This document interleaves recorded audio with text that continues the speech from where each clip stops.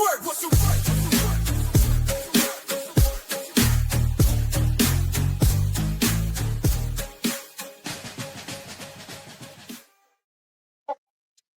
You know, sometimes you get really good boxing on a really bad show. Sometimes you get really bad boxing on a really good show.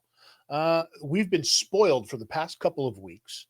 And as always, we're going to talk about what happened this past weekend. This is the Bees of Boxing. My name is Chris.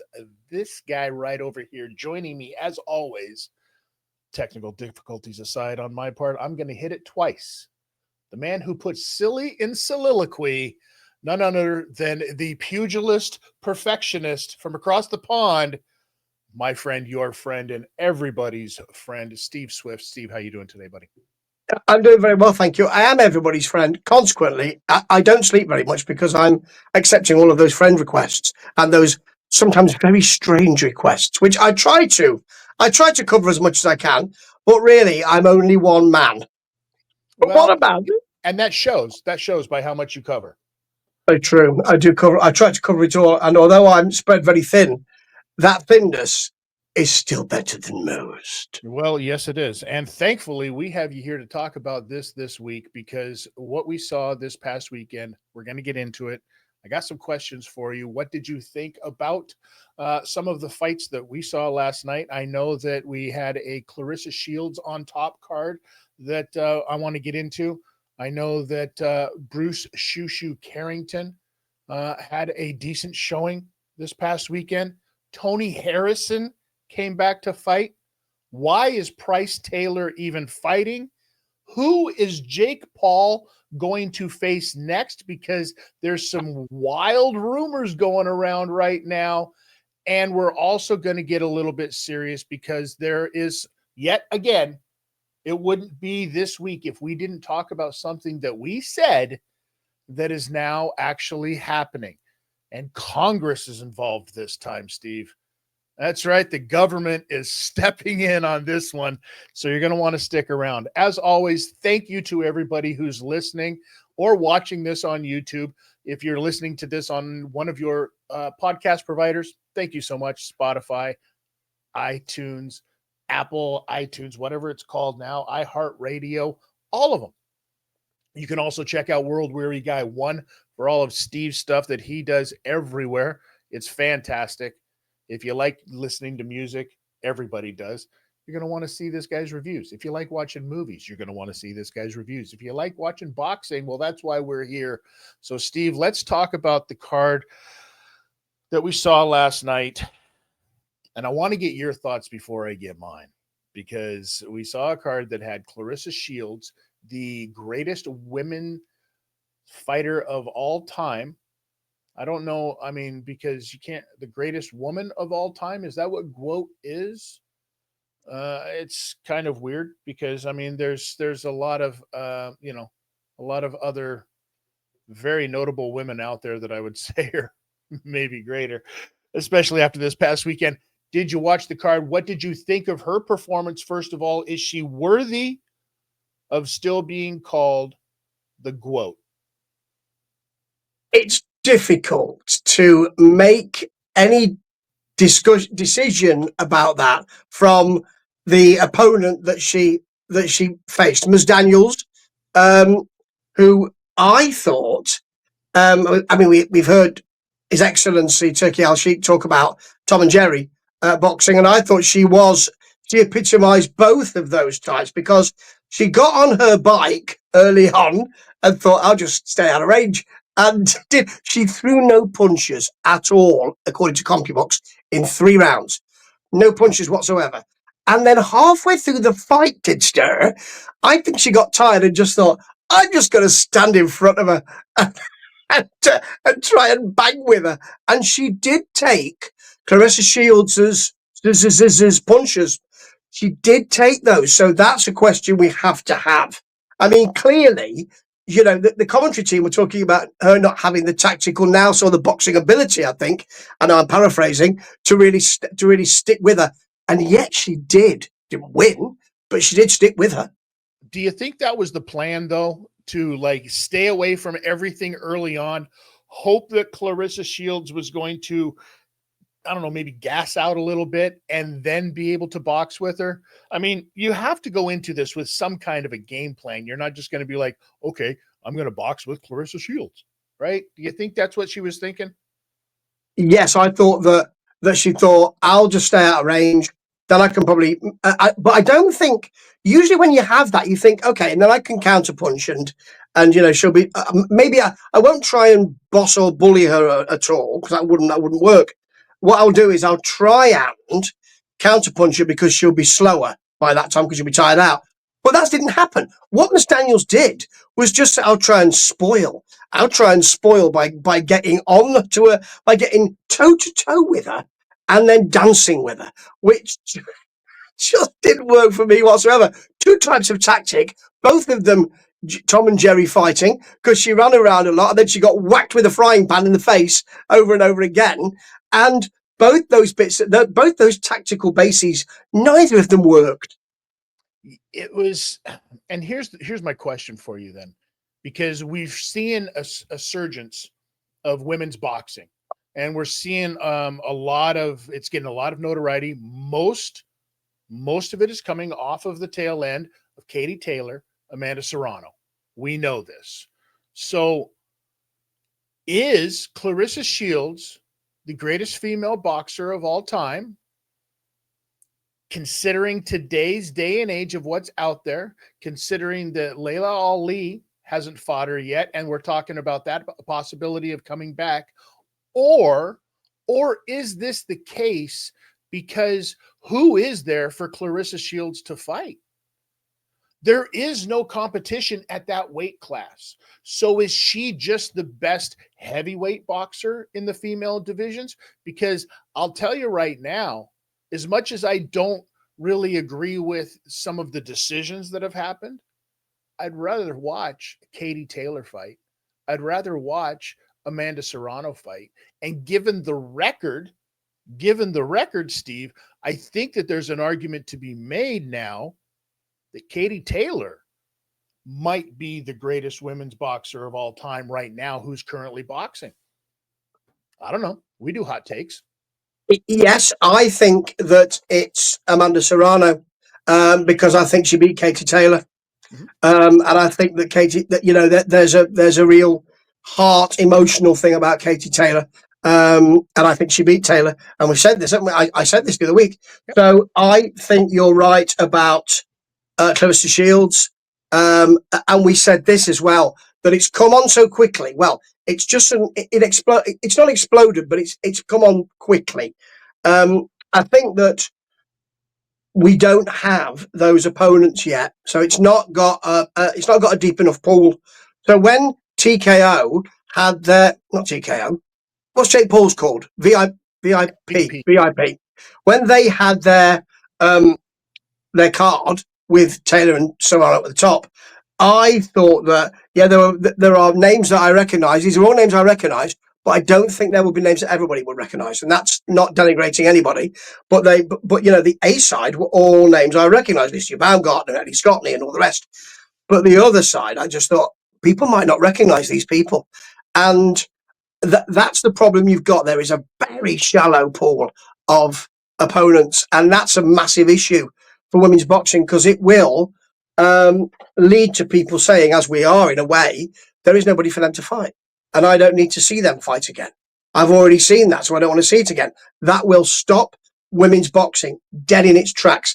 And is Jake Paul the only one who is saying, well, actually, we need to bring people on? Is he the only one saying it? Because he seems to be. Well, it's weird too, because if you think about it, Claressa Shields is, in my opinion, the greatest independent wrestler of all time. And I mean this in the sense that this was a fight that was set up where she sells out in her hometown. She does fantastic in Detroit. I mean, and this was a Detroit show. You had you had Tony Harrison on the show after coming back, and I want to get to him in a second. Um, and his performance, awesome. But can Claressa Shields fight outside of Detroit? Can she get that same kind of notoriety? Katie Taylor, Amanda Serrano, I mean, because of the promotion that was put behind them, were able to fight anywhere, multiple times, got it on Netflix. I don't think you can call yourself the greatest of all time if um, if Dimitri Salita is not going to be able to get that deal done. And I mean, who's the biggest name that Salita Promotions has on their roster? It's Claressa Shields and it's Big Baby. That's it. That's it. Right. So, I mean, MVP, most valuable promotions, and Jake Shields is making leaps above this stuff. I think Claressa Shields, in order to solidify herself as that person, I hate to say it, but she's going to have to come down in weight because there's not enough women that are going up in weight to be able to fight her. And she's going to have to do it on a larger scale. Maybe she sits down and we do, something with, I don't know. I don't think you're going to get a Katie Taylor fight. I don't think that Claressa Shields can lose that kind of weight, to be honest with you. But I mean, there is some solid matches to be had out there for her, just not on her own dime. Yes, and it seemed to me that last night she not lost interest, but I mean, one of the other fighters on that card lost interest completely, but not her. But I thought there was less interest because her opponent was not giving her enough. So, it takes two to tango, doesn't it?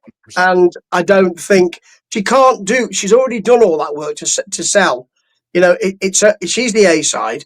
And if that person is not providing anything, not even a punch in three sodding rounds, then you get not bored, but what can you work with? And that's a kind of example, a metaphor, if you like. Oh, a metaphor for women's boxing. There's not enough out there, not enough out there to keep us interested, and it will just come to a brick wall, and that's going to affect a brick wall will affect Jake Paul. So I think that is going to affect women's boxing, and that will affect Paul because that's where he is. Well, brick walls do affect Paul's. Look at Paul Walker. Listen, I want to ask you about Price Taylor, though, because Price Taylor was a gentleman who fought on that card, and we're talking about it. And you said a man who lost interest, and this is a man who lost interest. 19-7 is Price Taylor's record, it seems like. And he should be fighting way, way better competition. He went out there against, what was his name? A 41 year old, extremely overweight, out of shape. Uh, Robert Sims, I believe is his name, who looked like they just pulled him in at the last second to fill a void because he hasn't been, I mean, he used to box, but he could tell he has let himself go completely. The fight was so bad that at one point, Price Taylor is just chirping with the crowd sitting behind the announce team because they're all telling him, knock him out. Now, that's easier said than done. You know this because Sims is a boxer. He was there for a reason. He has a license. He has a record, but he hasn't fought in forever. And he's 41-year-old man in this kind of a game. But this constant Price Taylor spent more time doing no look boxing than actual boxing in this. And those of you that aren't familiar, the old no look pass or the no look punch this is what he was doing to the point where it was comical, ridiculous. The crowd was flat. Nobody cared. The only thing that fell more flat was the little kid trying to sing, be the best, go to the top, or whatever it was. Never give up. Oh my God. This is what I'm talking about, Steve. The production values of this entire thing looked like it was something that could have been watched on YouTube for free. Yes, and when you get a fight like that where Mr. Sims did look like he'd been pulled from the valet parking detail, you come on, you come and do it, or he was bouncing at the local club and they said he's well known in the city, bring him in. It does look like influencer or YouTuber boxing. Right. Does look like that. I thought that I mean, he's unconventional, isn't he? He's unconventional. He's called unconventional. And I thought that the lack of heart and interest gave Mr. Sims renewed heart, which led to him landing some big shots. And you've got to be careful, because if you think, look, I'm too good for this guy, there's no way. I'll just won't bother to do anything. I'll wander about and, oh, he smacked me one. So, and it makes you look like a dick. So I thought that happened. And when you get that, it's not it's not like Ben Whittaker before he was, humbled and is now back. But it's not like Ben Whittaker doing all the kind of rubber leg stuff and all that. I love that. But when you're just wandering about and your work is unconventional anyway, your stance is unconventional anyway, which it is for that particular gentleman, when you do that, it looks like you just don't care and you don't want to be there. So, I mean, they're bringing him on slowly. His promoter, that's what it is, Tidster. They're bringing him on slowly. You can expect him to fight somebody of that might trouble him in about 2029. Well, and this is the thing. This is what I'm saying. Like the opportunity could not be any more perfect for a guy like Price Taylor to jump into the heavyweight division, because the heavyweight division doesn't have a lot of depth right now. So for him to jump in would be perfect, right? So Yes, because why is he being so disinterested? Why is he being like, I'm already the biggest guy in my neighborhood? Because that's really all it is. it is, and as you say, there is no point in doing that, because at the moment you have people like Moses Satalma who have delighted and all of that, but don't have an awful lot of time behind them. And I spoke about them, in the same breath as AJ and Tyson Fury in a podcast today about, well, maybe if he's going to stick around, Usyk, they're the kind of people he should be fighting. So yes, it's a fast track, I think, with the heavyweight and cruiserweight at the moment. Things are happening in that area. In other weight classes, you got quite a lot of that. We can't get to the main fights. We can't get to the fights we want. In the heavyweight and cruiserweight area, fights are being made hand over fist, and that. Yes. So Mr. Price should. I mean, it's low price at the moment. should actually see that and think, oh, I could reach out. I could have knocked him out in the first round, which he could have done, I'm sure. Yeah. Um, but that kind of lackluster offer just isn't going to help him at all, and he won't be around for long. Well, I'm telling you right now, in the age of Happy Gilmore 2 coming out, shout out Happy Gilmore 1. I'm going to quote a line right here for you. The price is wrong, Bob. I'm telling you, this guy needs to step up if he wants to be anything in boxing, and he needs to do it now. Now we're talking about who he could possibly fight. This is the thing with this card last night, was this was set up in this kind of like Detroit thing. This was, Motor City Boxing. This is what we're here to promote, because we brought back Tony Harrison, Steve. Tony Harrison came back, and Tony Harrison is a guy who, you know how when you build a building and you go into an elevator and there's no floor 13, right? There's no floor 13 because of some superstitions and whatnot. Tony Harrison needs to completely get rid of round 9 in every boxing fight that he ever does, because it seems to be Tony Harrison's worst nightmare. Because they even talked about it. Tony Harrison's been put down 3 times in the 9th round in his career. Tim Tszyu did it. Jarrett Hurd did it, and Willie Nelson did it. And I'm not talking about the one who also teamed up with Waylon Jennings and Chris Christopherson. I'm not talking about the original redheaded stranger. No. I'm talking about a guy, Willie Nelson.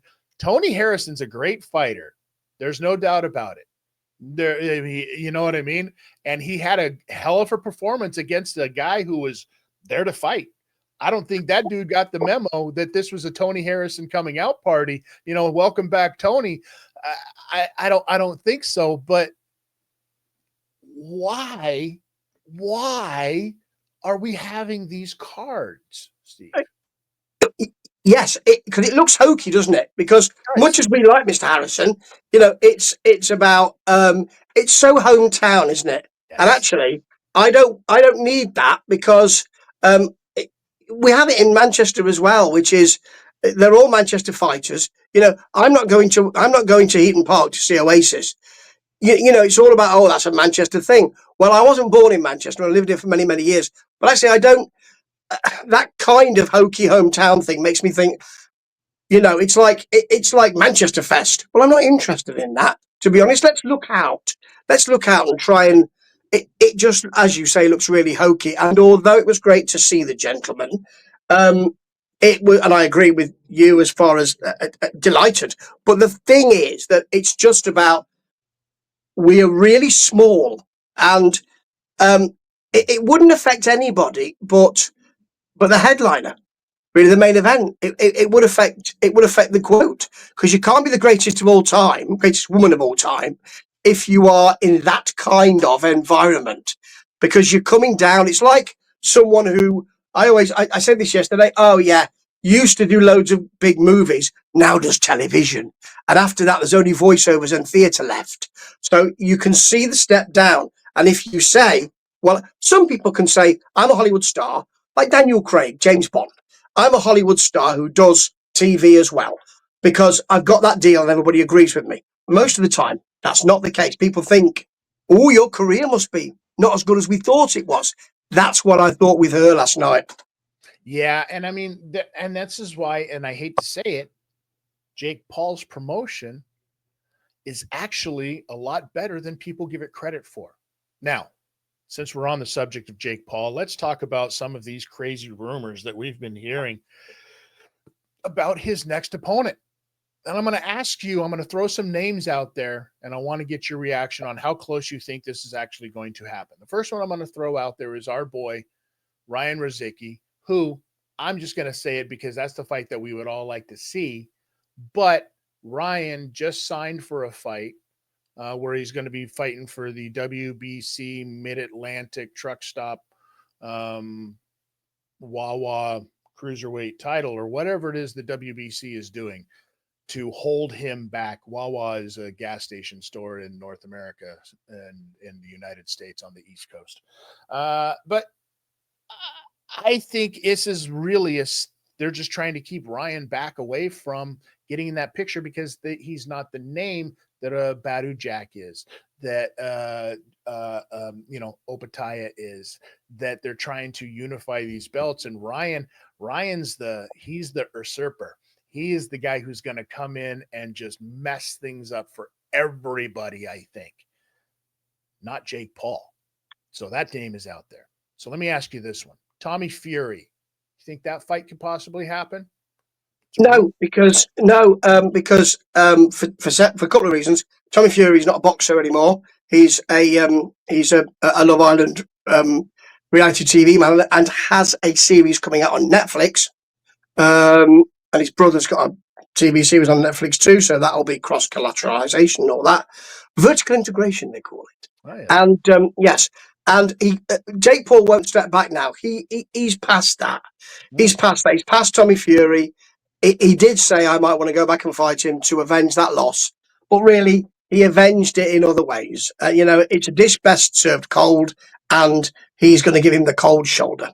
So we all know the name that has been thrown out there for the last couple of days now, and we'll get to that one in a second. But apparently, Jake Paul recently said that his team has said that there's a new signing that he's going to be doing this, and I heard a rumor, and this is just a rumor because nothing is confirmed until then, that Jake Paul might be picking on Adrian Broner.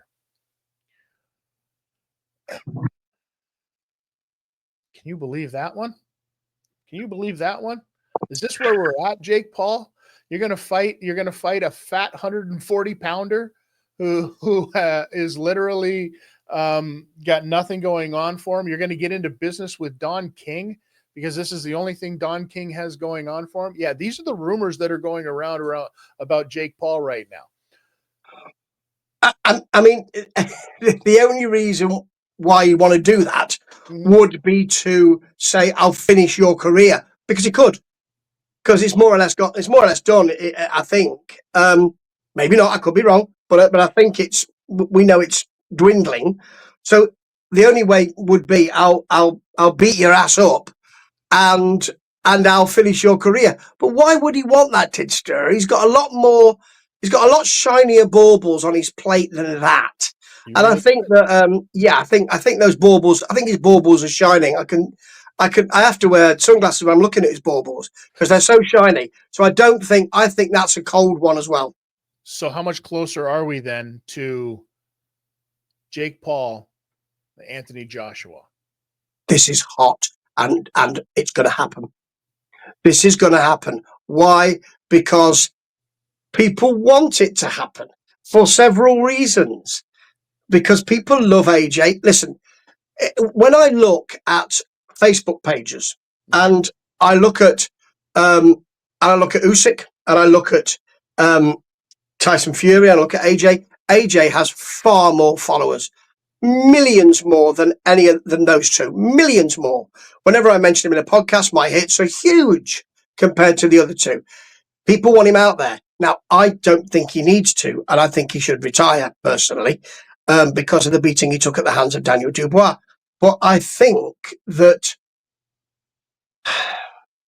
as a purely exhibition, listen, I'm adding the caveat to that. I don't know how this will work. I just do not know how this will work, unless Jake Paul's going to do the Robert De Niro eating thing, and for Raging Bull, and put an enormous amount of Sure. girth on. But I think that because management are saying yes, please, and because his excellency is allegedly saying yes, either he gets beat up and then he's out of my hair, or the headache's gone, to use the phrase that I saw, or he does all right, and he's not going to win, but he does all right, and then he's cemented in boxing. I think this could happen. Yeah, and here's the other part of all of this. I think that Jake Paul, I mean, he clearly can make the heavyweight division. He's already fought Mike Tyson at heavyweight. But I think that for Anthony Joshua, he really would become boxing's gatekeeper. Because if you remember the pop that he got when he knocked out Francis Ngannou, that's what people are looking for again. Francis Ngannou was this guy who came from MMA, wanted to get into boxing, had a showing against Tyson Fury because I think Tyson might have showed up a little inebriated at that one. He was still hungover, to say the least, because he gave zero shits about that fight whatsoever, and it showed. And it showed. Whereas Anthony Joshua came out there and said, "We can't have this. We cannot have this as purists. I understand this guy's power, but there's levels to this, and I have to show you that there's levels to it." And that's what he did. And the pop that he got is why people want to see this with him and Jake Paul, because they want to see that perfect moment reenacted again. Only this time it's Jake Paul face down. This is so interesting, Tidster, and you do this regularly. Him as the gatekeeper really works, because not only, because I want to also talk about Jake Paul straddling both legitimate and illegitimate, no, it's influencer boxing. Um, but Anthony Joshua could straddle both worlds as well. If he says, "We can't have this. You're a little upstart. You're either in legitimate boxing or you're not. I'm going to knock you into the middle next week, and then you will be in legitimate boxing, because no one will let you in this influencer boxing again." And then he could be, in his dwindling years, because he is in his final years in boxing, he could be someone who says, "Well, I'll fight the young upstarts then. I'll fight Moses. Mm-hmm. I'll fight Bacoli. And if they can put in a good showing against me or beat me, then they really are something. But until then, they're not." Actually, that would really help a burgeoning heavyweight and cruiserweight picture, which, as I said earlier, is making matches quickly. And you really would, come to me and test yourself against me. I don't want a belt anymore. No. I'll position myself there. He'd be loved for that. Oh, Um, and you're still going to be able to fill the O2 every single time you do it. You know, with yeah. the popularity and the way that Jake Paul is going about building his career, AJ could be doing the same exact thing, but from the point of legitimate boxing and showing how it's really done. He really could. And I think that's a smart move. I think that's the next move for him. One of the things that we do have to get into before we go, and I want to give some time to this, is because we've talked about Jake Paul, we've talked about what we think the future table is going to be in boxing. And that table has Jake Paul at it. As well in that on that table is, young promoters like Ben Shalom and Boxer, 100%. And then also at that table is Dana White and His Excellency Turki Al Sheikh, who have started TKO boxing. And it looks like, Steve, I want to get your take on this. It looks like a couple of days ago, bill a bipartisan bill has been put to Congress to vote on for starting and having a UBO, Unified Boxing Organizations. Tell me what you know about this before I blow my top. Well, funnily enough, it would look a bit like the UFC, I'm informed. Isn't that amazing? Now, nobody has linked it, I don't think, jump in if I'm wrong, but no one's linked it to Dana White and His Excellency. However, it's something that would allow that to happen. So it would allow them to make their own leagues, their own champions, their own weight classes. They could have belts if they wanted to, but they didn't. They wouldn't have to.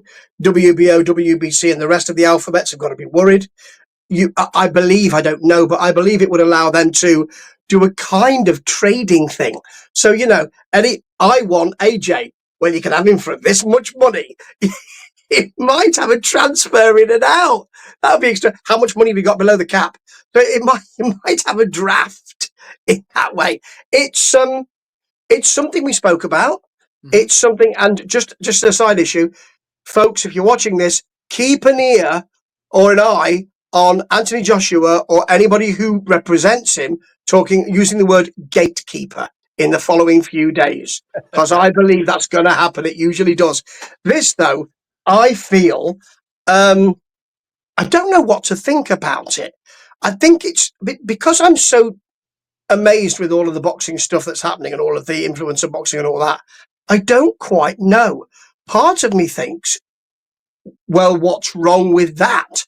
And I, and it's because of the alphabets really behaving in the way they behaved over the last few years, and certainly Manny Pacquiao fighting for a title because he's allowed to by the WBC, parachuted in there, in my view.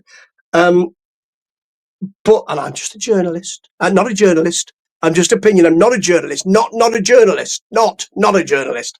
But I kind of think, what's wrong with that? But you might give me something else for me to chew on. Well, think about this for a second. If they start UBO, a Unified Boxing Organizations, where people are able to, you don't have to have the same kind of rules that you do when you're, a WBC or an IBF or a WBO or any of those current governing bodies. It allows them to use the formula that the UFC is using as far as like the way that they run their business, the way that they draft, the way that they promote fights, the fighters pay, especially because there's and the way that it's being proposed is that there's also medical benefits as well. Now, this is also coming off of the heels of we just saw with the Ali Act and whatnot, the UFC, the non-compete part of it. They just had to pay something like 300 and some odd $1 billion distributed amongst all of these fighters in the past for the non-compete stuff. This would totally make that non-competing thing an issue again. And what cards do we have in our favor if we're TKO boxing right now? Well, you've got the money because that's Turkey al Sheikh. But the more important thing that you've got that every one of these fighters is looking for, first and foremost, even above financial stability, is notoriety and its exposure. And where are they going to get that? They're going to have to get it on TV, right?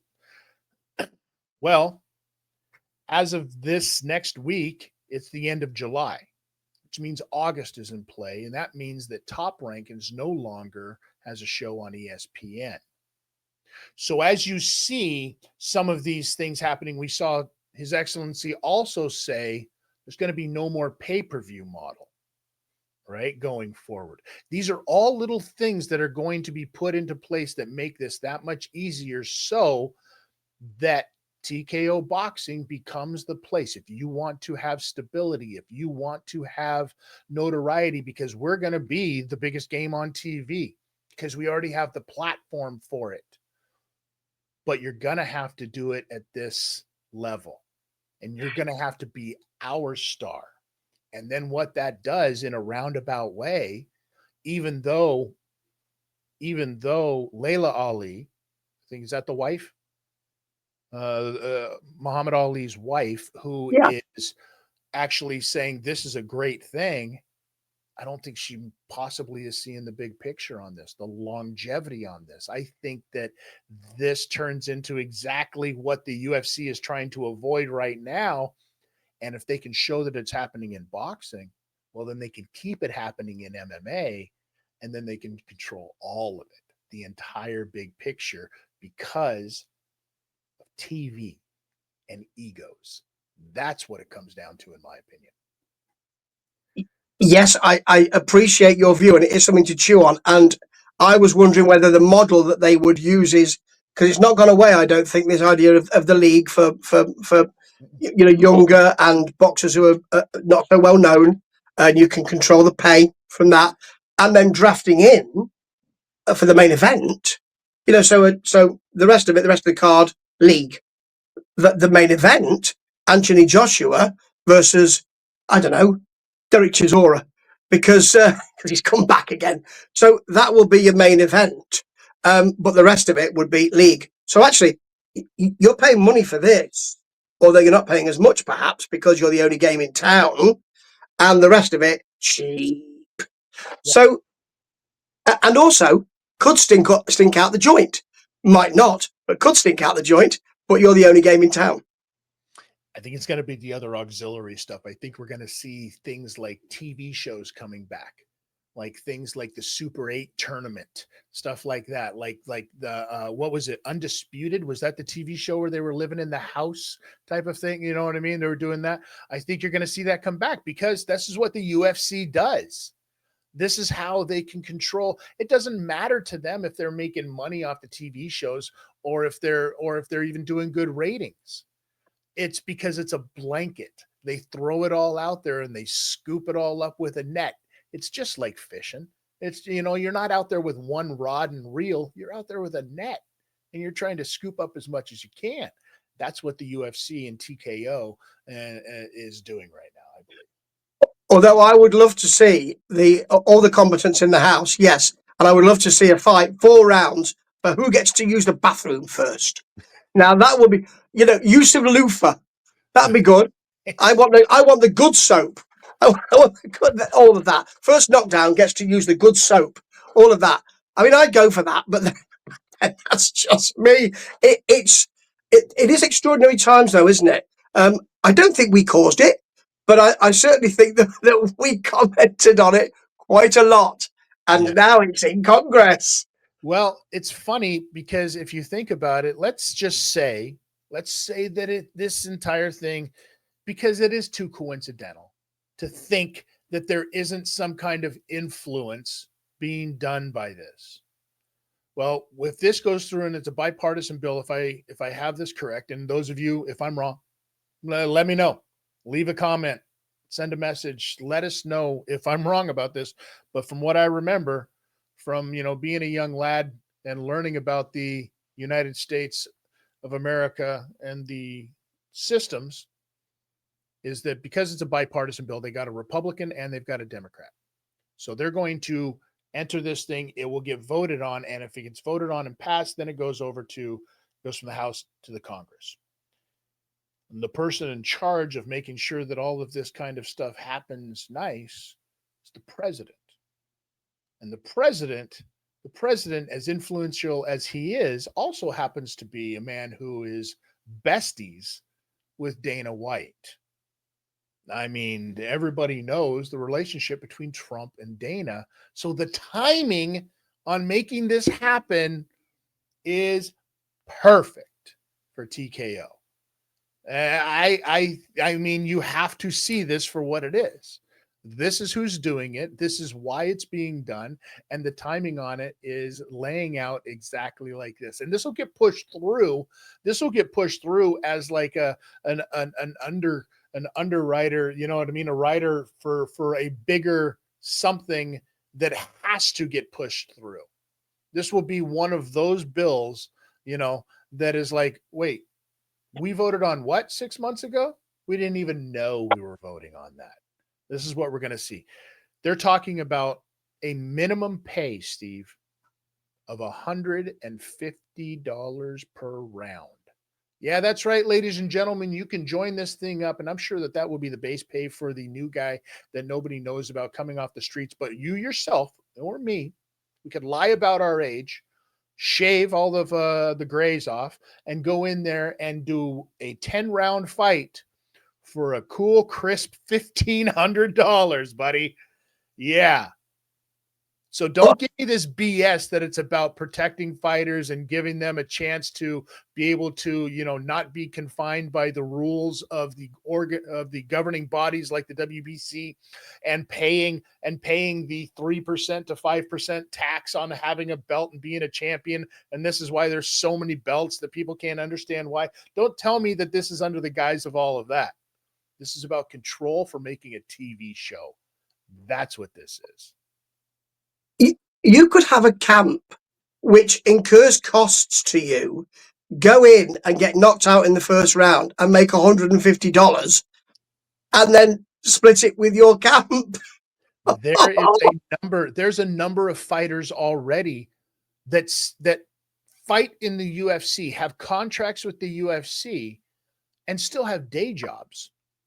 They still have, you know what I mean? They still have to get up and go to work at the comic book store or the ever popular I'm a personal trainer, so that they can, have the time off to go do this stuff, because the UFC brags about having over 400 fighters under contracts.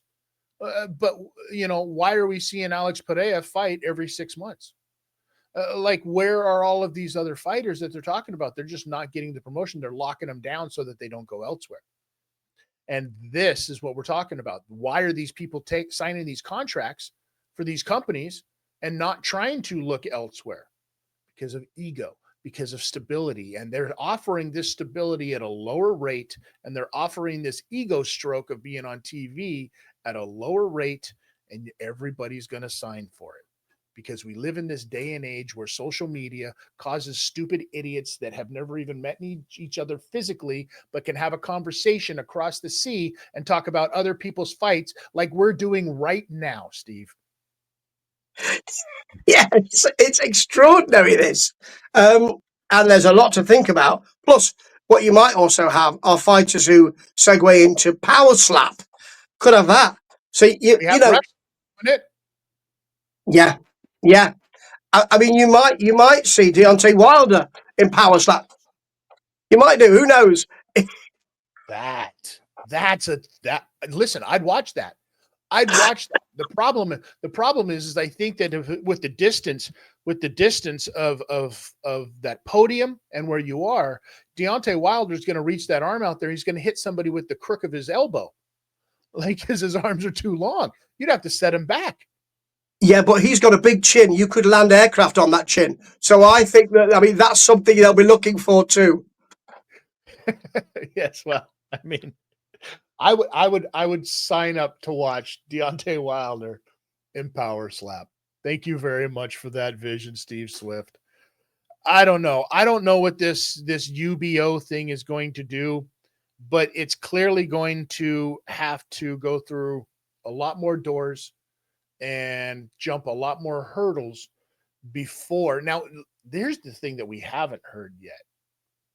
We haven't heard from the current governing bodies of boxing about how they feel about this happening. And you're not going to, Steve. I don't think you're going to hear that much. You might hear a couple of rowdies in the back that are like, well, we don't like this or whatever. You know what I mean? But you're not going to hear much about it because at the end of the day, all of those governing bodies, they're looking for His Excellency's money as well. And Dana just happened to be the prettiest girl at the ball. Ain't wrong. What an image. Thank you. You've provided a lovely image for me there as well. Thanks. Yes, well, it's not the kind of image that you want to have later on when you're in the shower by yourself, but nonetheless, it's going to be a bathroom image. I'm telling you. Thanks. I'm never having a bath again. Well, you shouldn't. You shouldn't anyways. Damn it, Steve. You're a grown man. Grown men don't have baths. I'm drawing a bath later because I need to put unguent on my hair and it needs to stay on for 20 minutes. Yes, Okay. This takes work. I mean, I don't just roll out of bed. This takes work. It's hours of work. Do you take a shower after your bath? Usually, yes. I like to. It's those people that don't. They just like to, wallow in their own swill for, however long, and then just get out like they're clean. Yes, I like to wallow in my own swill, but I call it my podcast. And we appreciate it all to hell. And we appreciate every one of you listening to us as always. Listen, Steve, before we wrap this up, I would be remiss if I didn't find out who you were podcasting about in the music industry next. Well, today I've already podcast because I did this yesterday and held it over. Everybody's very excited, or a lot of people are very excited about the release, the official release of the Buckingham Nicks album from 1973. It's already out there, isn't it? We already know what it is. So what I've said is, stop being so excited. This album's not really very good. If you were expecting that it was Rumours Part 2 or, pre-Rumours stuff or anything like that, there is an album before Rumours. It's called Fleetwood Mac, and that's not very good either. And this one's even worse. And that's what they called it. It was called Hearsay before Rumours. There you go. So, Steve, if that album was good, it would have already been out by now. That's correct. And it isn't. It's ordinary. Sometimes I think, that's in the one ear and out the other, but it's pleasant. But that's about it. So I've got on my high horse about that. And I've also, there's lots of boxing. And Tony Bellew has told us that he thinks, because this is a hot take that no one's ever done before, that Usyk should fight either Tyson Fury or Anthony Joshua next. Blimey, that's new stuff, Tony. Never heard that. He'll probably say he wants to fight me now. But what I've said is there are other people that you could talk about. He said that they should fight him because they did better against him than others. Well, actually, why don't we have somebody who he's never fought, so we don't know if they're going to be good against him or not? That might be nice. Yeah, the Vietnamese did a really good job against the American army too. Do we want to revisit that fight? Silly talks, Tony. Come on now. Give your head a shake like Deontay did. Yeah. Talk about getting the F out. He's going to hate that. Mr. Bellew. So I'm expecting some kind of personal message later. I'm sure you'll hear the knock at the door a little bit later on, Steve. It's a 6.5 hour window from the time that this show goes out to something happening. I'm telling you, folks, this is what I'll be in the bath.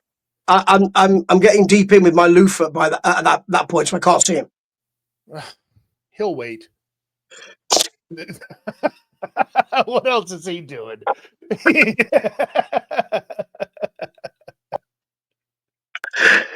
Yeah. Unbelievable. All right, Steve, as always, it is an absolute pleasure. Until next time, listen, I'm Chris. He's Steve. You can go check him out at World Weary Guy 1. One thing you want to do, Steve, please do me a favor when you're in that bath today. Do not, because you may drown if you tuck your chin.